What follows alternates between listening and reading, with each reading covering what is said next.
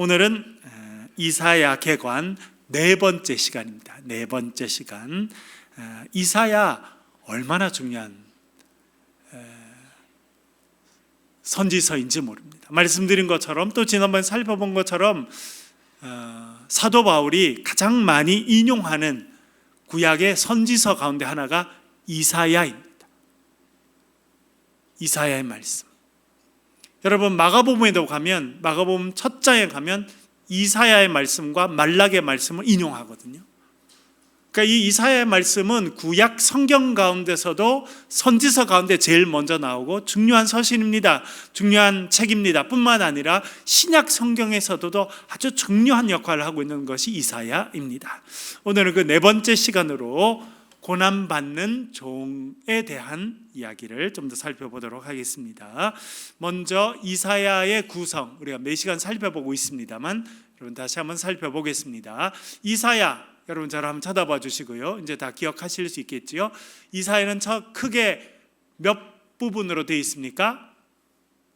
크게 두 부분으로 되어 있습니다. 전반부 1장부터 몇 장까지입니까? 39장까지. 주된 내용은 무엇입니까? 경고와 심판의 메시지가 들어가 있습니다. 후반부는 40장부터 몇 장까지입니까? 66장까지입니다. 어떤 내용이 주로 나옵니까? 회복, 구원, 위로의 메시지가 나오고 있습니다. 그렇게 잘 정리하고 계셔서 감사하고요. 화면에 한번 보여주시고 다시 한번 정리해 보겠습니다. 1장부터 39장까지의 내용은 경고와 심판의 말씀이고요. 40장부터 66장까지는 회복에 관한 말씀인데 특별히 40장부터 55장, 특별히 오늘 우리가 살펴볼 고난받는 종의 이야기는 딱 여기에 나옵니다. 40장부터 55장까지는 바벨론 포로에 끌려갔던 사람들이 돌아왔을 때의 회복에 대한 이야기입니다. 이때 고난받는 종에 대한 예언의 메시지가 나옵니다. 그리고 56장부터 66장까지는 새 하늘과 새 땅에 대한 소망이 나온다 하는 것을 우리가 살펴보았습니다. 그러니까 40장 이후에는 위로의 말씀, 회복의 말씀, 그리고 희망의 말씀, 구원의 말씀이 나오는데 특별히 이 40장부터 66장까지에서도 전반부라고 할 수 있는 40장부터 55장까지는 바벨론에 갔다가 끌려갔다가 돌아와서 이제 회복의 삶을 시작하는 이 사람들에게 주는 회복의 말씀입니다. 여러분, 우리나라도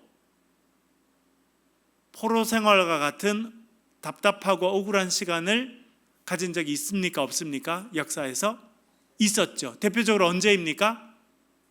1905년에 을사늑약을 통해서 우리나라가 주권을, 외교권을 빼앗깁니다. 그러다가 1910년 마침내 우리나라가 강제로 일본에 합병됩니다.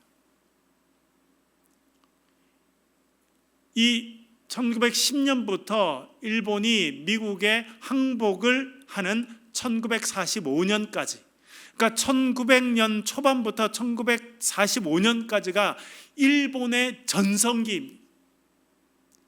여러분, 일본이 1920년대 30년대 동남아시아, 우리나라를 비롯한 이 중국과 동남아시아 지도를 보면요, 이 아시아의 3분의 1이 일본 땅이었습니다. 우리나라 전부 다 일본 땅이 됐죠. 만주를 비롯해서 중국의 동쪽 지방, 중요한 지방은 전부 다 일본 땅이었습니다. 그리고 쭉 내려가서 저기 지금의 말레이시아, 싱가포르 이런 데까지 전부 다 일본 땅이었습니다. 얼마나 강력한, 어떻게 보면 그 당시가 한 40년, 50년 동안 일본 제국이라고 불려질 만큼 강력한 나라였습니다. 그리고 여러분, 일본이 강력하게 되니까 어디를 치게 됩니까? 미국을 치게 됩니다. 그것이 진주만 폭격입니다. 얼마나 자신감이 있었든지 일본이 미국이라고 하는 나라를 치게 됩니다. 그리고 미국과 일본과의 전쟁이 이루어지게 됩니다. 객관적인 전력은 일본이 훨씬 우세했습니다. 지금은요, 여러분, 미국이 전 세계를 다니면서 항공모함을 보내서 호령을 하고 하니까 엄청나죠. 그 당시는요, 항공모함 숫자가 미국이 일본을 따라가지 못했습니다. 일본이 미국보다 2배 정도의 항공모함을 갖고 있었습니다. 그리고요, 비행기는요, 제로센이라고 불려지는 비행기인데 미국 비행기랑 공중에서 만나면 무조건 미국 비행기가 떨어집니다. 왜? 전투기가 빠르기도 하지만 제일 중요한 것은 조종사들이 월등히 경력이 많고 실력이 높았어요. 왜? 이 사람들은 만주전쟁, 많은 전쟁을 통해서 엄청난 경험을 쌓고 있어가지고 공중에서 만나면 미국 비행기가 무조건 떨어져요. 미국 조종사들은 일본 조종사들을 직접 부딪히지 않기를 기도하고 타는 수밖에 없었어요.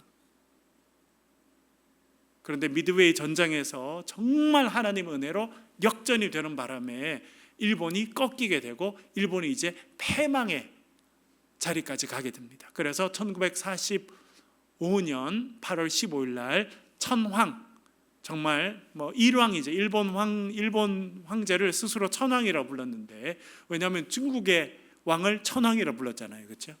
천자 그렇게 불러서 그렇게 불렀는데 그 사람이 이제 항복 선언을 하면서 우리에게 해방이 오게 되었습니다.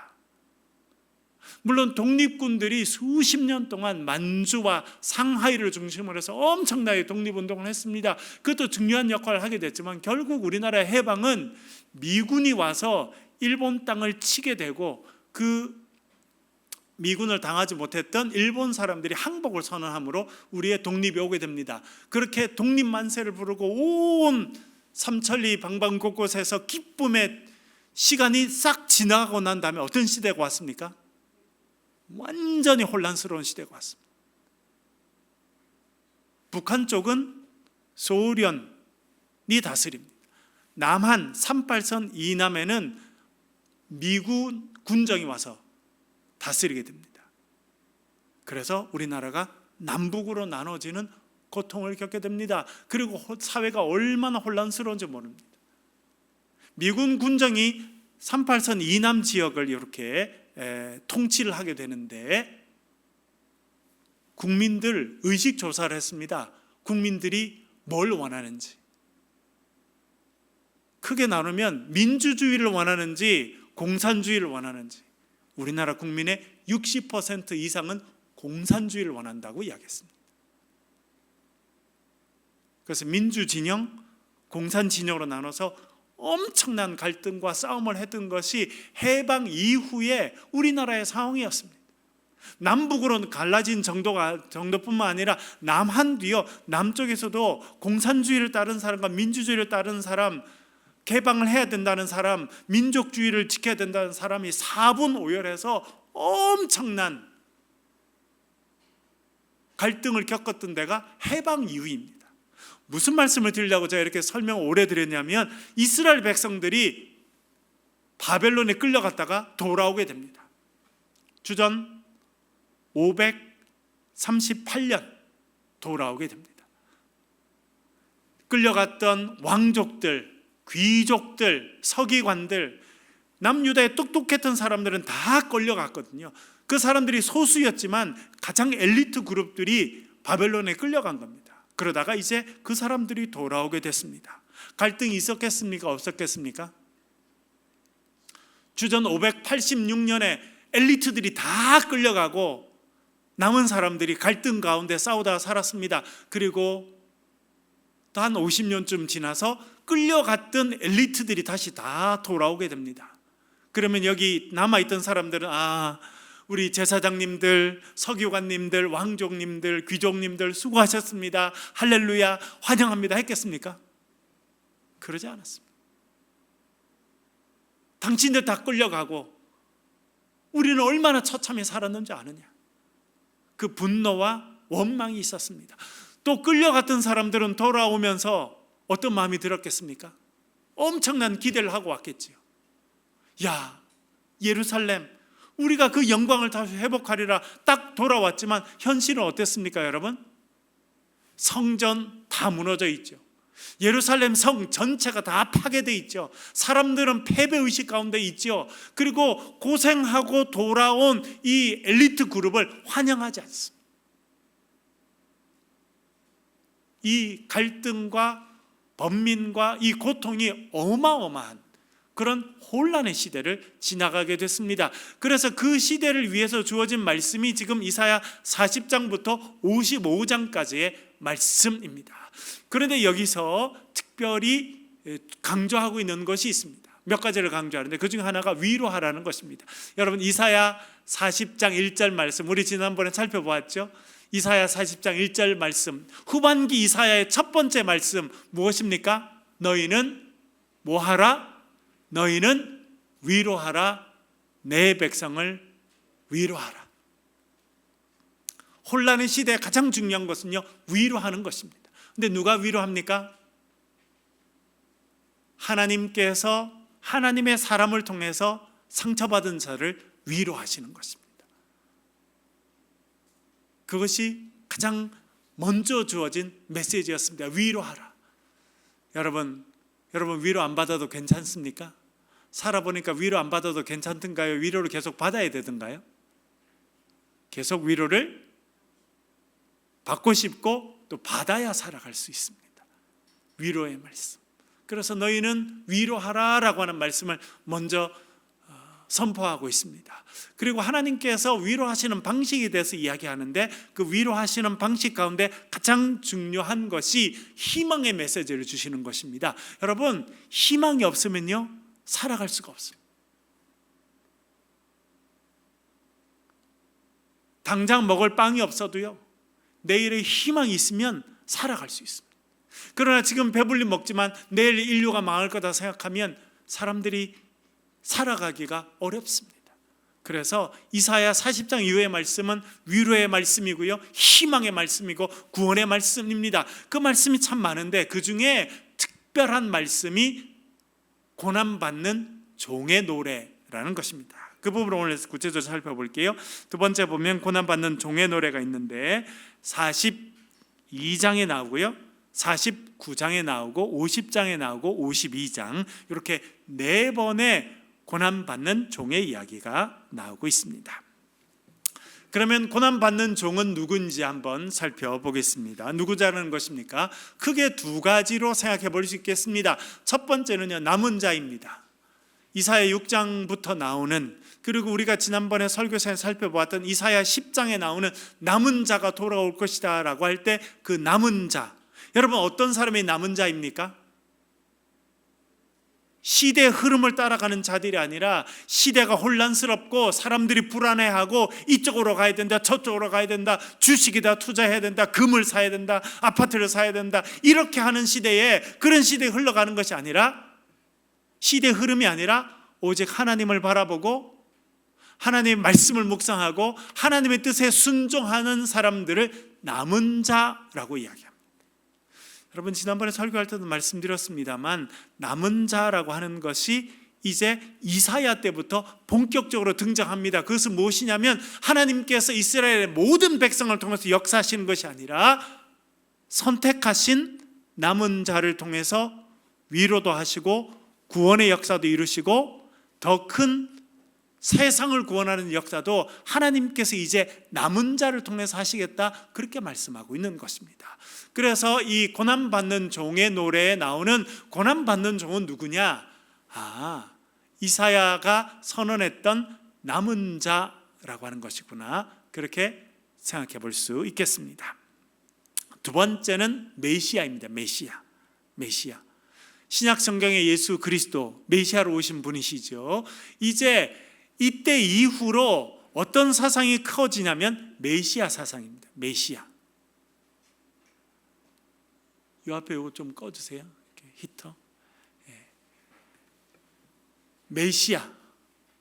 이제 다윗의 후손 가운데 한 아이가 날 것이다. 제가 지난번에 설교도 했죠. 여러분 6장에 보면 나오고 9장에 보면 나옵니다. 이새의 줄기에서 한 싹이 나서 결실하게 될 것이다. 9장, 우리 지난번에 살펴본 9장에 보니까 한 아기가 우리에게 날 것이고 한 아들을 우리에게 주신 바 되었는데 하면서 그 어깨는 뭘 메었다고요? 정사를 메었다. 정사가 뭐라 그랬습니까? 다스림을 메었다. 이제 하나님께서 남은 자를 통해서 그 중에 하나님의 특별한 사람을 메시아로 세우셔서 하나님의 구원의 역사를 이루어 가실 것이다 라고 하는 이 메시아 사상이 가장 구체적으로 성립되는 때가 이사야, 특별히 그들이 바벨론에서 포로로 갔다 온 이후에 본격적으로 생겨나게 됩니다. 그래서 그 이야기가 이사야 40장 이후에 나옵니다. 그러면서 이 이사야 그 메시아로 오실 분과 가장 메시아로 오실 분의 모습을 가장 분명하게 드러내주고 있는 노래가 있는데 그것이 고난받는 종의 노래였다. 그렇게 할 수 있습니다. 4번 나옵니다. 첫 번째 노래 한번 살펴보겠습니다. 고난받는 종의 노래 4개가 있는 그 중에 첫 번째 노래 이사야 42장 1절과 6절입니다. 천천히 같이 한번 읽어볼게요. 같이 읽겠습니다. 시작. 내가 붙드는 나의 종, 내 마음에 기뻐하는 자, 곧 내가 택한 사람을 보라. 내가 나의 영을 그에게 주었은즉 그가 이방의 정의를 베풀리라. 6절 읽겠습니다. 나 여호와가 의로 너를 불렀은즉 내가 내 손을 잡아 너를 보호하며 너를 세워 열 백성의 언약과 이방의 빛이 되게 하리라. 아멘. 4번의 고난받는 종의 노래가 나오는데 그 중에 첫 번째 노래가 42장 1절부터 기록되어 있습니다. 이렇게 말합니다. 내가 붙드는 나의 종. 여기서 나의 종이라는 표현이 나옵니다. 하나님께서 일꾼을 부르시는데 그 일꾼은 하나님이 선택하셔서 하나님이 부르신 사람입니다. 그래서 하나님의 종으로 쓰임받을 사람입니다. 말해주고 있습니다. 하나님의 종과 반대되는 개념이 있다면 무슨 종이 있겠습니까? 사람의 종이 있습니다. 권력의 종이 있습니다. 세상의 종이 있습니다. 조금 더 발전시키면 마귀가 쓰는 종이 있는 거예요. 악한 일을 하는데 쓰임받는 인생도 있습니다. 그러나 어떤 인생은 하나님께 쓰임받습니다. 하나님은요 언제든지 어떤 시대든지 하나님의 사람을 부르십니다. 선택하십니다. 불러서 능력을 주시고 하나님의 일들을 감당하게 하십니다. 그것은 특별히 이사야 시대 때부터 이제 강조되는 모습입니다.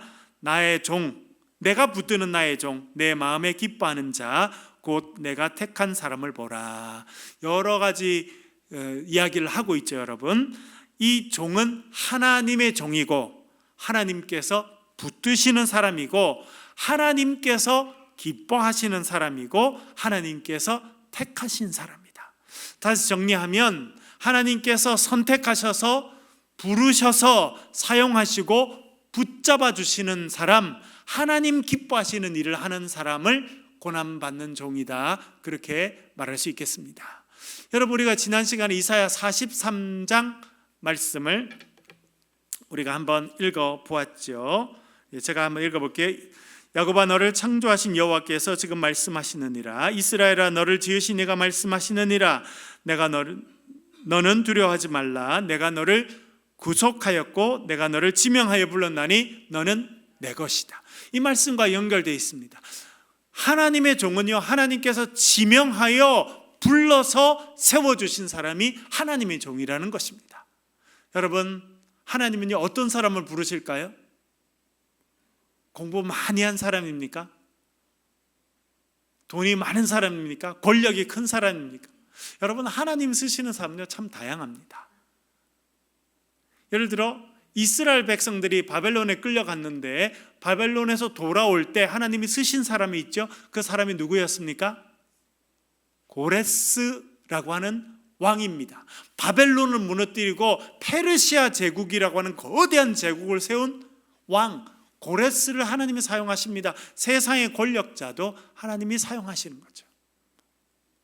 똑똑한 사람도 사용하십니다. 그 대표적인 사람 중에 한 명이 마틴 루터와 잔 깔뱅입니다. 마틴 루터도 그 당시 비텐베르그 대학의 교수였습니다. 신학을 가르치는 교수였고 천재 중에 한 명이었습니다. 그는 논문을 쓰고 또 성경을 독일어로 번역하고 그런 일들을 하면서 종교개혁의 기초를 놨습니다. 그런데 종교개혁 기초를 놨는데 거기 위에 성을 쌓은 사람은 잔 깔뱅이라고 하는 프랑스 출신의 천재 중에 천재입니다. 지금도요, 우리 개신교회의 가장 기반이 되는 책은 기독교 강요라는 책인데, 이 책은 장깔뱅이 26살 때 완성합니다. 26살 때 이만한 책을 26살 때 다 적습니다. 지금도요, 그걸 가지고 1년에 수십 명씩 박사 논문을 받습니다. 그 책을요 20대 완성합니다. 천재 중에 천재죠. 그리고 지금의 개신교회, 그 카톨릭이 아닌 모든 개신교회의 기반은요 깔뱅이 만든 교리 위에 서 있습니다. 엄청나게 똑똑한 사람들을 하나님께서 쓰시기도 합니다. 그러나 한편으로 보면 무디 같은 사람을 하나님께서 부흥의 역사에 쓰십니다. 미국의 두 번째 부흥의 역사에 쓰임 사람은 무디라는 사람입니다. 초등학교 졸업 못했습니다. 그러나 그가 다니면서 부흥회를 하면 수많은 사람들이 회개하고요, 청년들이 거기에 결단하고, 그 사람의 부흥의 역사가 1800년대 마지막에 있게 됐는데 여러분, 그래서 우리나라에 온 수많은 사람들은요 그 무디의 영향을 받고 결단하고 전 세계로 선교사로 흩어지게 되었습니다. 엘리자베스 셰핑이라는 분 여러분 들어보셨죠? 엘리자베스 셰핑이라고 와서 호남 지역에 있으면서 평생 혼자 살면서 간호사로 살고 학교를 세웠던 엘리자베스 셰핑이라는 사람도요, 그 수많은 이 무디의 영향으로 결단하고 온 사람들, 우리나라 초기에 왔던 선교사들은요 어떻게 보면 크고 작게 다 무디의 영향하에 있던 사람들이다 말할 수 있습니다. 무디는요 무식한 사람이었습니다. 공부하지 못했습니다. 그러나 하나님께서 그를 사용하시고 불러 쓰시니까 위대한 미국과 영국의 부흥을 끌어냈을 뿐만 아니라 전 세계 젊은이들이 흩어져서 우리나라도 바뀌어지는 놀라운 일들을 감당하는 젊은 첫 선교사들은 그의 영향을 받았습니다. 하나님 어떤 사람을 쓰신다는 겁니까? 다양한 사람을 쓰십니다. 그런데 특징이 있습니다. 그건 무엇인지 압니까? 하나님을 경외하고 하나님 기뻐하시는 일을 하기로 결단하는 사람은 누구든지 쓰임받게 된다는 것입니다. 6절에 보면 이렇게 되어 있습니다. 내가 내 손을 잡아 너를 보호하며 너를 세워 백성의 언약과 이방의 빛이 되게 하리라. 여러분, 여기서 나오는 표현이 대단히 중요합니다. 백성의 언약과 이방의 빛이 되게 하리라. 이것은 조금 이따가 또 나옵니다. 하나님께서 고난받는 종을 통해서 하시는 일은 무엇이냐? 백성의 언약, 하나님께서 이스라엘 백성과 맺으셨던 그 언약을 회복시키실 것이다 라고 하는 것이 첫 번째 임무입니다. 우리가 여러 번 살펴보았죠. 여러분, 창세기 15장 17장에 가면 하나님께서 아브라함과 언약을 맺으십니다. 언약의 내용이 무엇입니까? 나는 너의 하나님이 될 것이고 너희들은 나의 백성이 될 것이다. 출애굽해서 모세가 이스라엘 백성들을 끌고 시내 산에 옵니다. 시내 산에서 십계명을 내려줍니다. 그러면서 다시 한번 하나님께서 이스라엘 백성들과 언약을 재확인하십니다. 출애굽기 19장에 나옵니다. 그건 무엇입니까? 나는 너희들의 하나님이 될 것이고 너희들은 나의 백성이 될 것이다. 그것이 영원히 변치 않는 언약입니다. 하나님께서 고난받는 종을 세우셔서 하실 일은 무엇이냐면 아브라함과 세우셨던 그 첫 번째 언약, 나는 너희들의 하나님이 될 것이고 너희들은 나의 백성이 될 것이다 라고 하는 그 언약을 회복시키실 것이다 라고 하는 것을 알려줍니다. 두 번째가 있습니다. 그것은 이방의 빛이 되게 할 것이다 라고 하는 것입니다. 이방의 빛이 된다. 여러분, 아침에 요즘에 좀 춥잖아요. 그죠? 추워요. 그 아침에 되면 뭘 기다립니까? 저도 아침에 해가 좀 빨리 떠올랐으면 하는 마음이 있습니다. 그런데 우리 집에 저보다 더 해가 떠오르기를 기다리는 식구가 하나 있어요. 누굴까요? 우리 집 멍멍이가. 얘는 보면 어디가 따뜻한지 너무 잘 알아요. 그래서 해가 딱 떠오르면 해가 제일 잘 들어오는 데 딱 가서 누워서 잠을 자요. 이 세상에 있는 동물들도요, 추울 때는 해가 떠오기를 기다립니다. 빛이 비치길 기다려요. 어둠에 있는 백성들 빛이 비치길 기다렸습니다. 구원의 빛이 비치길 기다렸는데 이방 백성들에게 구원의 빛을 비추는 역할을 고난받는 종이 하게 될 것이다 말씀합니다. 이 백성의 언약과 이방의 빛이 되게 할 것이다. 이것이 어떻게 보면 고난받는 종이 하게 될 가장 중요한 임무를 소개하는 것이다. 그렇게 이해해 볼 수 있겠습니다. 그래서 이따가 또 나옵니다. 이 표현은 이따가 또 나옵니다. 두 번째 노래를 한번 살펴보겠습니다. 고난받는 종의 두 번째 노래 이사야 49장 5절과 6절 같이 읽어보겠습니다. 같이 읽을게요. 시작. 이제 여호와께서 말씀하시나니 그는 태에서부터 나를 그의 종으로 지으신 이시요 야곱을 그에게로 돌아오게 하시는 이시니 이스라엘이 그에게로 모이는도다.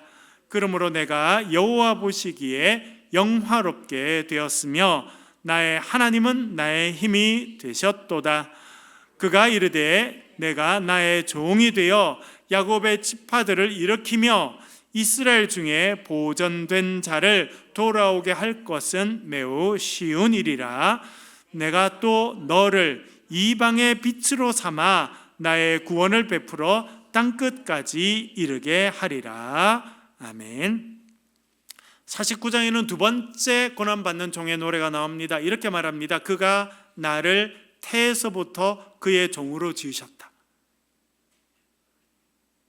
하나님께서 불러서 선택하셔서 사용하시는 사람이 하나님의 종, 고난받는 종인데 하나님께서 그 종을 언제 선택하신다는 겁니까? 엄마 뱃속에서부터. 여러분 이사야 우리가 묵상하고 있는데 이사야 뒤에 여러 이제 선지자들이 나오게 되는데 그 중에 하나님께서 엄마 뱃속에서부터 선택하신 선지자가 나옵니다. 누구일까요? 예, 사무엘은 이사야 전에 살았죠. 그러니까 이사야 이후에 고백합니다. 하나님께서 복중에서 태에서 나를 선택하셨다. 나를 구별해 주셨다. 누구냐면 예레미야입니다. 예레미야.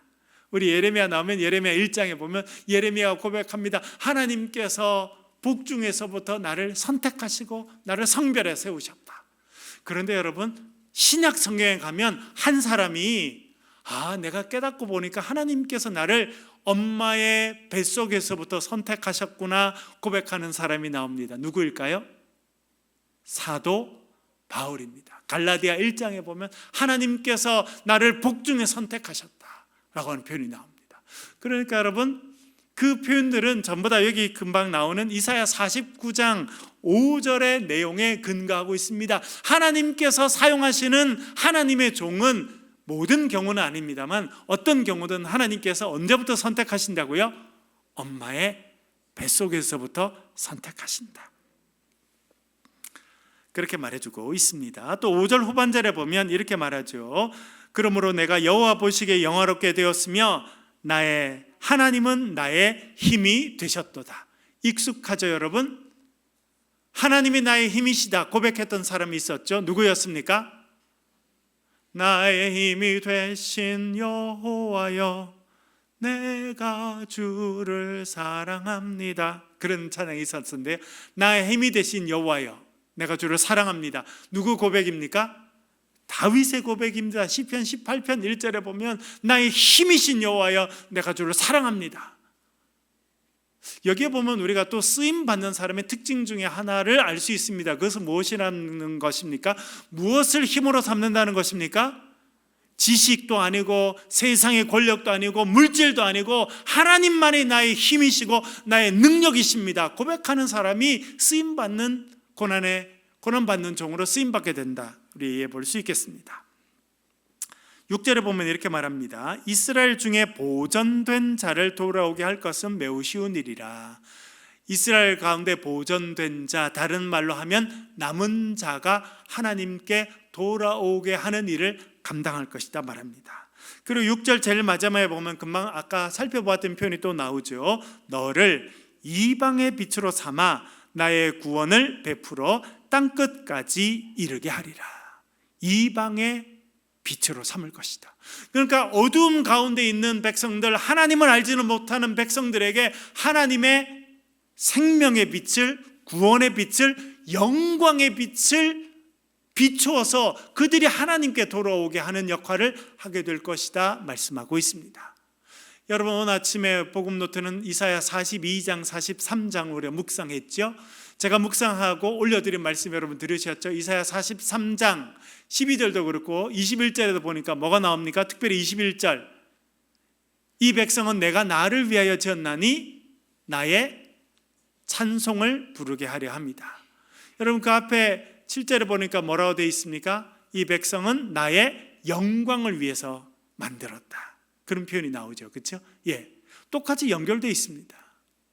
하나님께 선택하셔서 그 시대의 구원 일꾼으로 사용하시는 사람의 역할은요, 이방에 하나님의 영광의 빛을 전하는 거예요. 하나님의 구원의 빛을 전하는 겁니다. 이 시대도 마찬가지입니다. 저와 여러분이 해야 될 일은 무엇이냐? 우리가 구원받은 백성으로 남은 자로 살아가면 뭘 해야 되느냐? 하나님 알지 못하는 백성들에게 하나님의 영광의 빛을 비추는 일을 해야 된다는 거예요.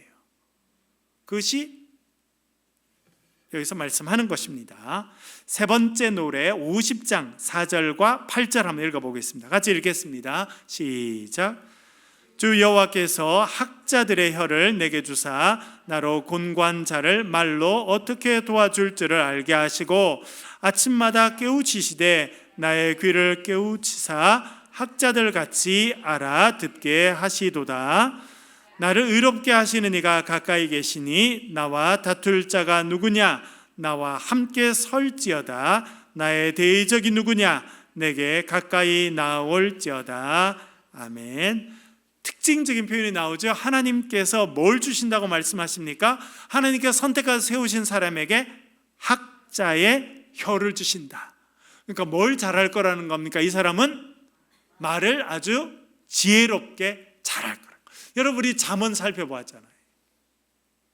욥기도 살펴보았죠. 욥의 친구들이 멀리서부터 왔습니다. 욥을 위로하려고 왔습니다. 선한 의도를 가져왔어요. 그런데 그들의 입을 열수록 욥은 더 고통을 받았습니다. 중요한 것입니다, 여러분. 마음이 선하다고, 선한 의도를 갖고 있다고 다 선하게 되지는 않습니다. 우리 입에 뭐가 필요한 겁니까?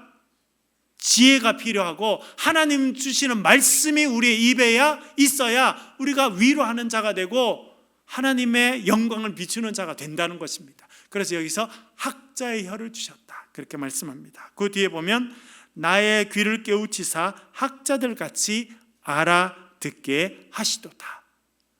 그러니까 우리가 귀가 열려서 하나님의 음성을 들어야 되고요, 하나님의 지혜를 주셔서 학자의 혀를 주셔서 그것을 은혜롭게 전달할 수 있어야 하나님께 쓰임받는 인생이 된다 하는 것을 알려주고 있습니다. 8절은요, 하나님께서, 나를 의롭게 하시는 하나님께서 나와 함께 계시니 누가 나를 대적할 수 있느냐라고 말합니다. 하나님이 나와 함께 하시니 나를 대적할 자가 아무도 없다, 그렇게 고백하고 있습니다. 네 번째 노래는 우리가 잘 아는 노래입니다. 사실은 네 번째 노래 이사야 53장 5절과 6절, 네 번 나오는 이 네 번의 고난받는 종의 노래의 핵심, 클라이막스, 제일 마지막은 52장 마지막과 53장에 나옵니다. 특별히 53장 5절과 6절, 우리가 너무나 잘 아는 말씀은 이 고난받는 종의 노래 중에 마지막 네 번째 노래에 나옵니다. 5절과 6절 우리 천천히 같이 한번 읽어보겠습니다. 같이 읽겠습니다. 시작. 그가 찔림은 우리의 허물 때문이요 그가 상함은 우리의 죄악 때문이라. 그가 징계를 받음으로 우리는 평화를 누리고 그가 채찍에 맞음으로 우리는 나음을 받았도다. 우리는 다 양 같아서 그릇 행하여 각기 제 길로 갔거늘 여호와께서 우리 모두의 죄악을 그에게 담당시키셨도다. 아멘. 그가 찔림은 무엇 때문이라고요? 우리의 허물 때문입니다. 그가 징계를 받음으로 우리가 평화를 누리고 그가 채찍에 맞음으로 우리가 나음을 입었도다. 상담을 공부하시는 분도 많고 또 신유 사역을 하시는 분도 많은데 그 말씀의 근거가 어디냐면 이것입니다. 예수님께서 우리를 위해서 채찍 맞으셨습니다. 우리의 죄를 담당하셨습니다. 우리의 고통을 당하셨습니다. 그래서 우리는 그분 안에서 회복되고 상처가 싸매지고 치료받을 수 있는 것입니다. 우리를 위해서 이 땅에 오신 예수님을 우리가 환영하는 예배를 내일 드리게 됩니다. 내일 부활절을 통해서 이 땅에 오신 예수 그리스도, 우리를 구원하신 그 은혜를 체험하는 저와 여러분 되시길 주의 이름으로 간절히 축원합니다.